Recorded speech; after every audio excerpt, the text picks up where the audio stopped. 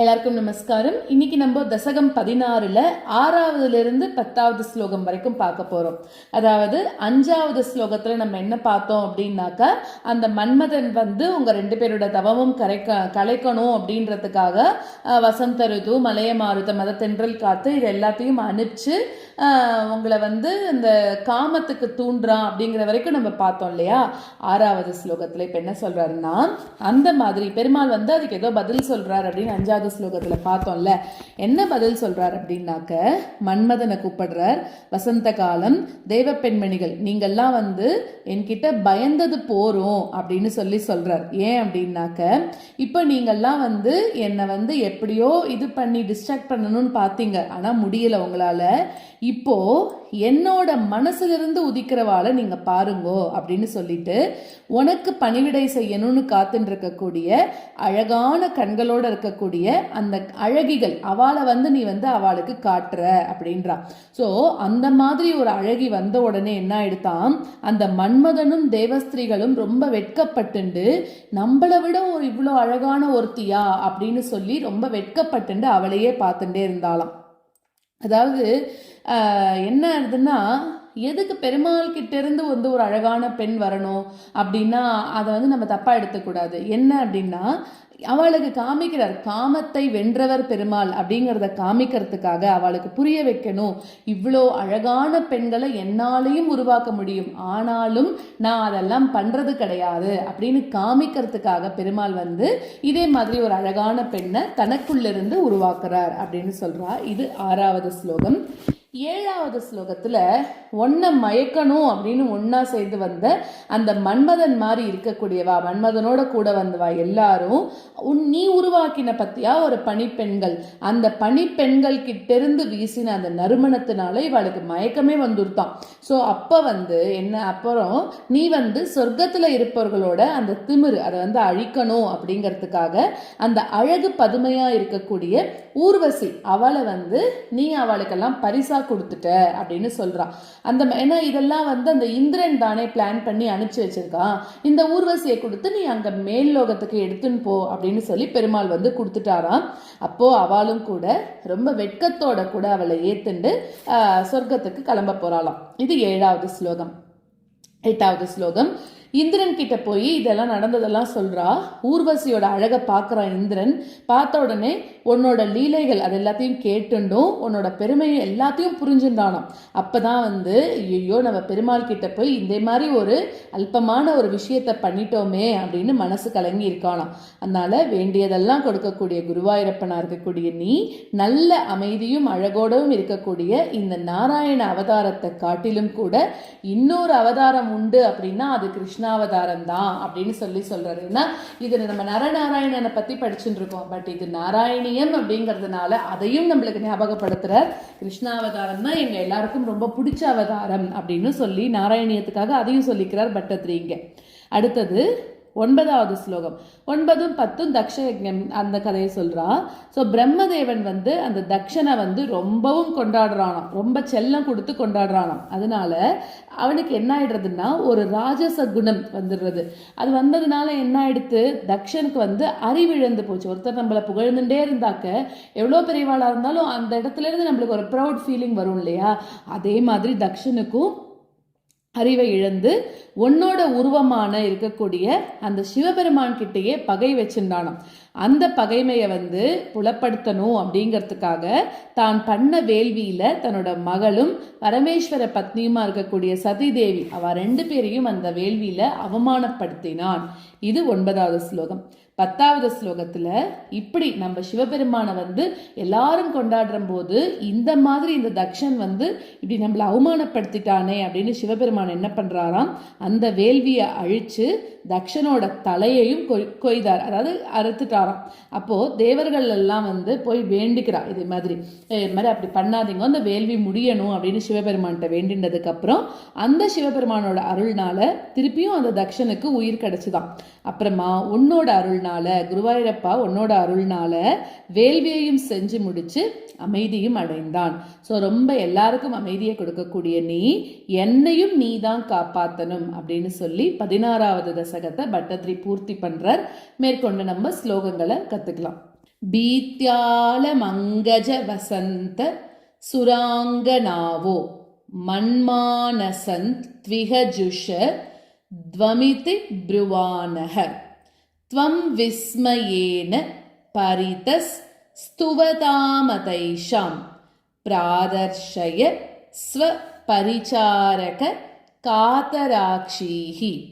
பீத்யாலமங்கஜ வசந்த சுராங்கனாவோ பீத்யாலமங்கஜ வசந்த சுராங்கனாவோ மன்மானசந்த் விஹஜுஷத்வமிதி ப்ருவானஹ மன்மானசந்த் விஹஜுஷத்வமிதி ப்ருவானஹ த்வம் விஸ்மயேன பரிதஸ்துவதாமதைஷாம் த்வம் விஸ்மயேன பரிதஸ்துவதாமதைஷாம் பிராதர்ஷயஸ்வ परिचारक कातराक्षीः प्रातर्षयस्व परिचारक कातराक्षीः. भीत्यालमङ्गज वसन्त सुराङ्गनावो मन्मानसन् विहजुषत्वमिति ब्रुवानः त्वं विस्मयेन परितस्तुवतामतैषां प्रादर्शयस्व परिचारक कातराक्षीः. भीत्यालमङ्गज वसन्त सुराङ्गनावो मन्मानसन् विहजुषत्वमिति ब्रुवानः त्वं विस्मयेन परितस्तुवतामतैषां प्रादर्शयस्व परिचारक कातराक्षीः.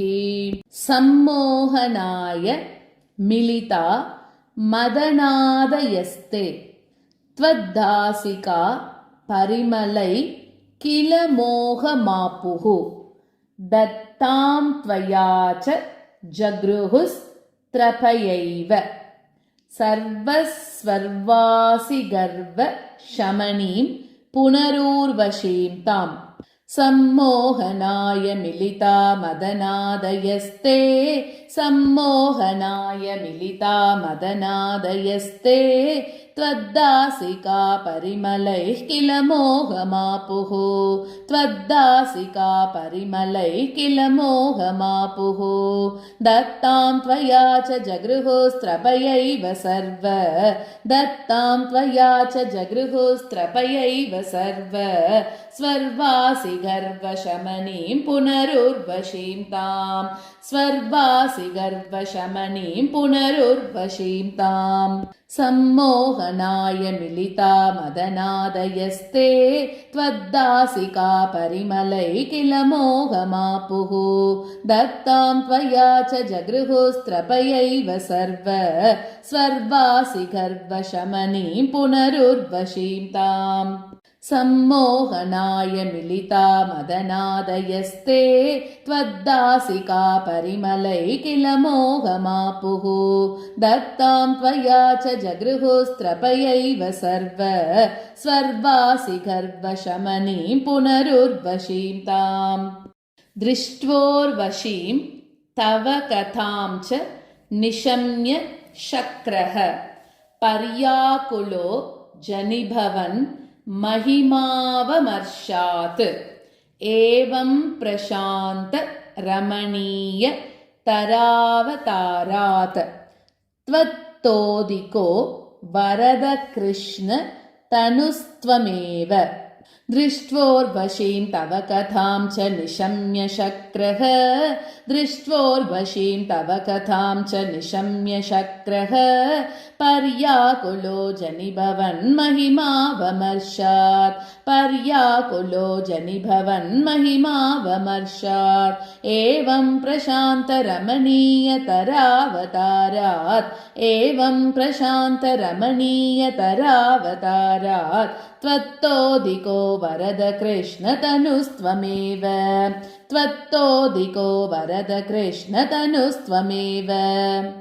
दृष्ट्वोर्वशीं तव कथां च निशम्य शक्रः पर्याकुलो जनिभवन्महिमावमर्शात् एवं प्रशान्तरमणीयतरावतारात् त्वत्तोदिको वरद कृष्णतनुस्त्वमेव दृष्ट्वोर्वशीं तव कथां च निशम्य शक्रः पर्याकुलो जनिभवन्महिमावमर्शात् एवं प्रशान्तरमणीयतरावतारात् त्वत्तोदिको वरद कृष्णतनुस्त्वमेव दक्षस्तु धातुरतिलालनयारजोन्दो नाद्यादृतस्त्वयि च कष्टमशान्तिरासीत्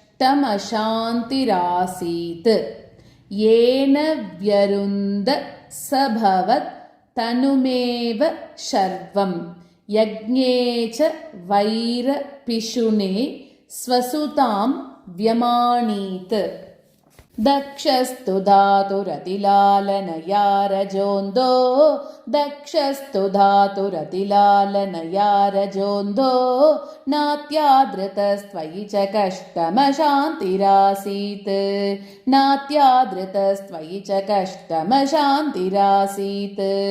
येन व्यरुन्धस भवत्तनुमेव शर्वं येन व्यरुन्धस भवत्तनुमेव शर्वं यज्ञे च वैरपिशुने स्वसुतां व्यमानीत यज्ञे च वैरपिशुने स्वसुतां व्यमानीत दक्षस्तु धातुरतिलालनयारजोन्दो नात्यादृतस्त्वयि च कष्टमशान्तिरासीत् येन व्यरुन्धस भवत्तनुमेव शर्वं यज्ञे च वैरपिशुने स्वसुतां व्यमानीत् दक्षस्तु धातुरतिलालनयारजोन्दो नात्यादृतस्त्वयि च कष्टमशान्तिरासीत्